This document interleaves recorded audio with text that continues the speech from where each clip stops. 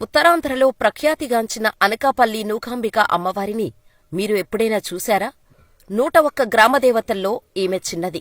100 మంది దేవతలకు ముద్దుల చెల్లి. అందుకే నూకాలమ్మ ఎక్కడ ఉన్నా ప్రత్యేకమే. అటువంటి అమ్మవారిని అనఘాదేవి, కాకతాంబ, నూకాంబిక, నూకాలమ్మ అని అంటారు.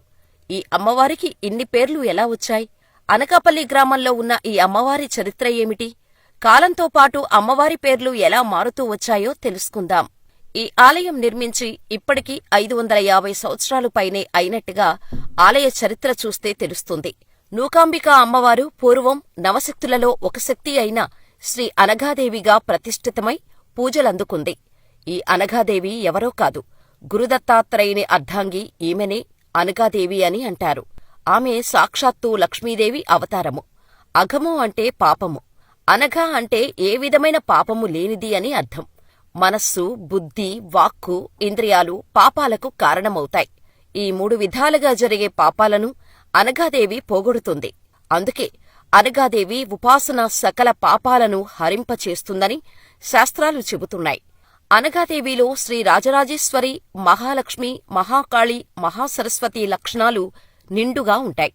అందుకే అనఘాదేవిని యోగశక్తి తాలూకా ప్రకాశ స్వరూపంగా ఉపాసకులు భావిస్తారు.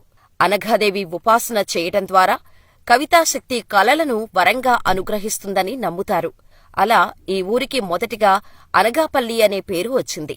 కాలక్రమేణా అనకాపల్లిగా మారిందని అంటారు. అయితే ఈ ఆలయం కాలక్రమంలో శిథిలమైపోయింది.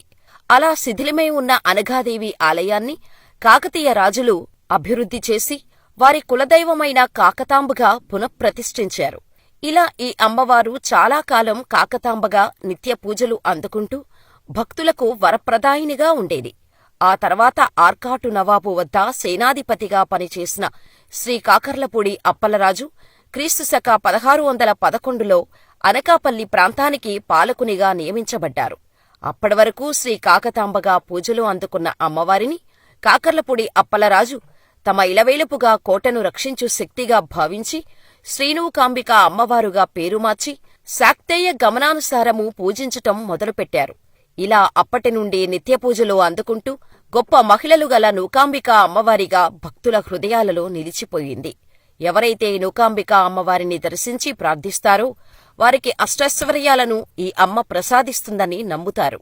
అయితే ఈ ఆలయంలో కలియుగ ప్రారంభానికి సంకేతంగా నిలిచే ఉగాది పర్వదినానికి ముందు రోజు అమావాస్య అయిన పాల్గొన బహుళ అమావాస్య నుండి చైత్ర బహుళ అమావాస్య వరకు ఈ నూకాంబిక అమ్మవారి సమక్షంలో కొత్త అమావాస్య జాతర జరుగుతుంది. ఉత్తరాంధ్రలో బాగా పేరొందిన ఈ జాతరకు రాష్ట్రవ్యాప్తంగా లక్షలాది మంది భక్తులు వస్తుంటారు.